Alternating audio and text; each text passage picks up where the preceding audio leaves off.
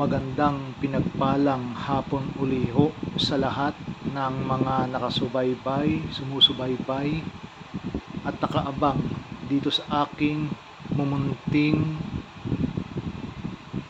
channel.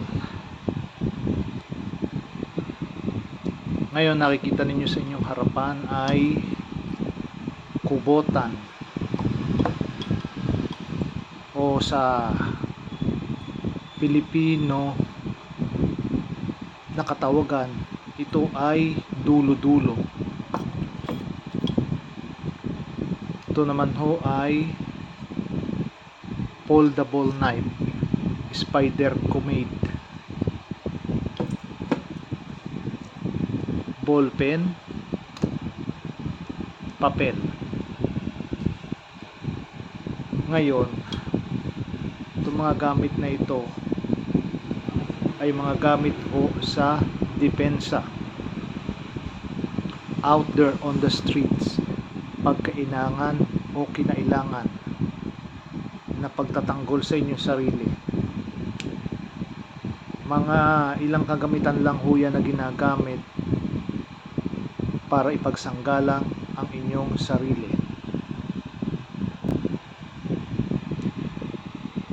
Ngayon, mabalik tayo sa topic na ito sa aking channel.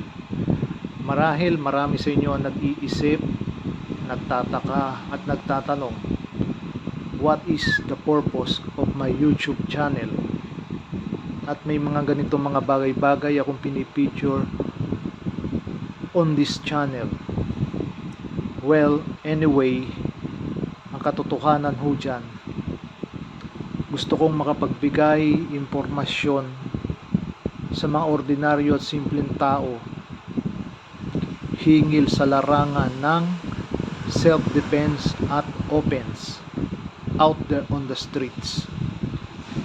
Kasi ho, paglabas natin ng ating tahanan, hindi tayo nakakasigurado sa anumang kaganapan na pwedeng mangyari sa atin at sa ating pamilya, magkakasama man ho o hindi.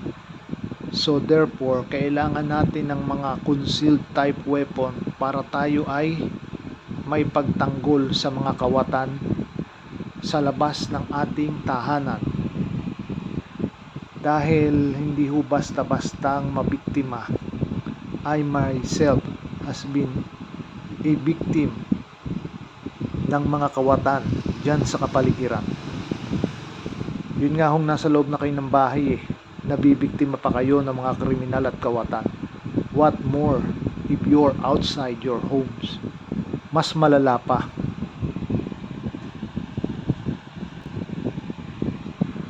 Ngayon, ang purpose ko ng channel kong ito ay makapagbigay ng kaunting tips at information regardless of self-defense sa inyong sarili. Hindi ho ako expert or guru or master or sipo or whatever, mga grantuhon, hindi ho. Ako'y isang ordinaryong tao lang at nagkataon lang na uwido ko sa mga bagay-bagay na kailangang aralin or natutuhan regarding sa pag-implement ho ng self-defense offense kung kinakailangan at pag kinailangan. Ako ho'y uwido lang sa mga bagay na ito. Kung sa experience man ho on the street, meron din naman, pero slightly, hindi kagaya ng iba. But that does not mean na hindi ako pwedeng magbigay ng aking kaunting nalalaman sa mga tao na sabihin na nating walang kaalaman sa self-defense, para man lang ho sila ay magkaroon ng panlaban sa mga kawatan. Ngayon ho, hindi ho ako nag-encourage sa inyo o sa mga viewers ko na ilagay sa inyong kamay ang batas.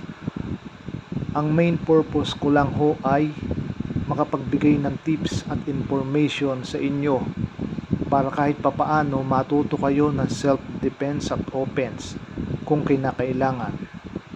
Yun ho ang aking pinaka main purpose sa pagbuo ng channel na to. At kung ito'y mai-share nyo at may natututuhan kayo kahit kaunti at katiting lang, ay marami hong salamat. Malaking bagay ito para ma-improve ko pa ho itong channel na to, itong aking mga raw videos.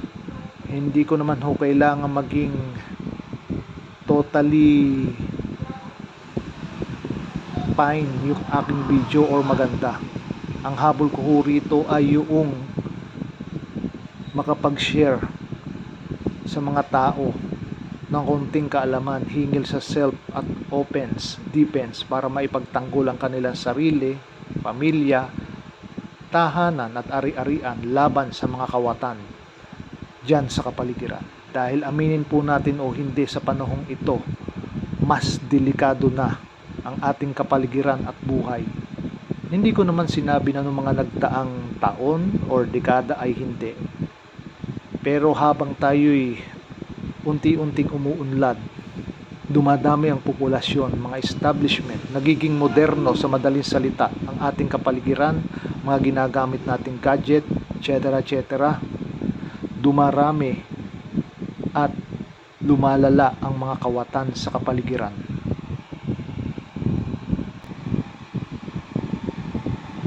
So kung kayo'y makakapulot ng aral dito, maraming salamat. Kung hindi naman, salamat din. Mahalaga kahit papaano nakapag-share ako in my own little way. Kahit naman kayo uwido, pwede ninyong mai-improve ang sarili ninyo sa self-defense at offense. Practicein ninyo. Kung wala kayong ginagawa, gawin ninyong ehersisyo. Yung mga shadow boxing, kata, whether you are uwido or trained, wala naman hong problema dyan. Maganda nga ho yun eh. Natuto na kayo, nakapag-ersisyo pa kayo, maganda para sa inyong kalusugan. O, di 2 in 1, hayahay kayo kung sakasakali. Kasi may nalaman kayo na gamit nyo pa pang exercise araw-araw.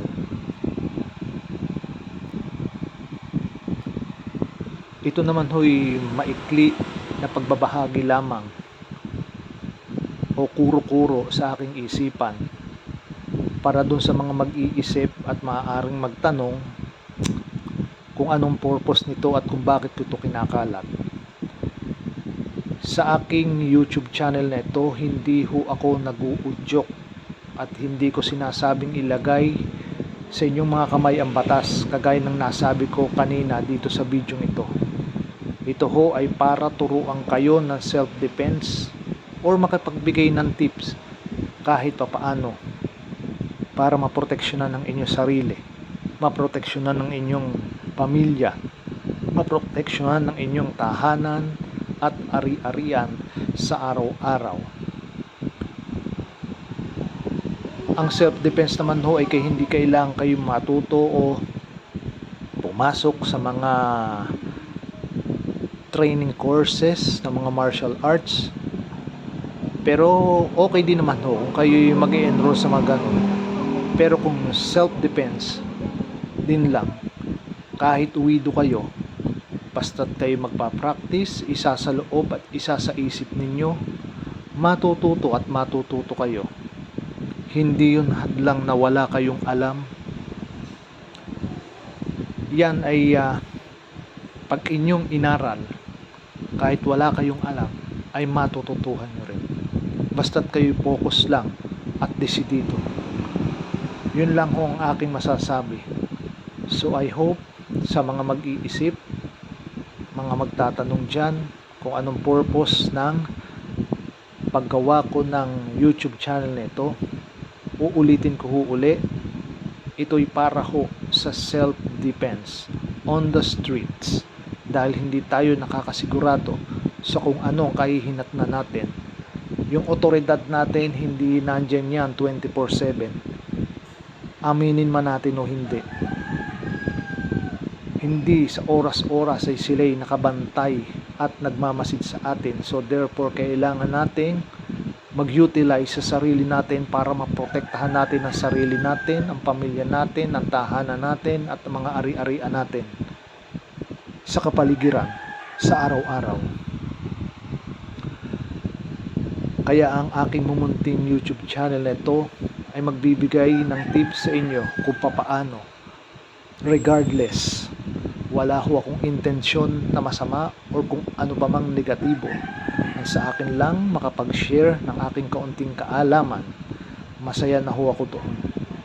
At masaya na rin ako kung may matututo, makakaintindi at makakaunawa kahit sa maliit na kaparaanan lamang. Yun lamang ho, at wala na akong masasabi pang iba.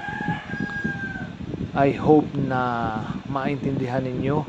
I-share, like, subscribe kayo nang sa ganun marami tayo maging viewers at nang sa ganun din maraming magkakaroon ng kaunting knowledge sa self-defense and offense pagdating sa street protection. Yun lang ho ang aking masasabi, at until next sa mga susunod na videos ko na ipopost dito. Marami pa po yan. And lastly, sa self-defense offense ho, kagaya ng lagi ko sinasabi sa aking mga previous videos and tips, yung mga exhibition type na mga sipa, suntok, siko, tuhod, headbutt, etc. etc. Yan ho, kahit kayo'y gaano ka-train at eksperyensado na taon ng ginugol o dekada, hindi ho yan magiging basihan pag kayo lumaban sa kalye. May makapagtutumba at makapagtutumba pa ho sa inyo nang hindi nyo nalalaman. Magugulat na lang kayo, plakta na kayo si semento. Kasi ho ang labanan sa kalye ay hindi kagaya ng competition na may rules at referee at bawal sumuntok sa ganito o ganyang parts ng katawan. When you're on the street, it is a treacherous act.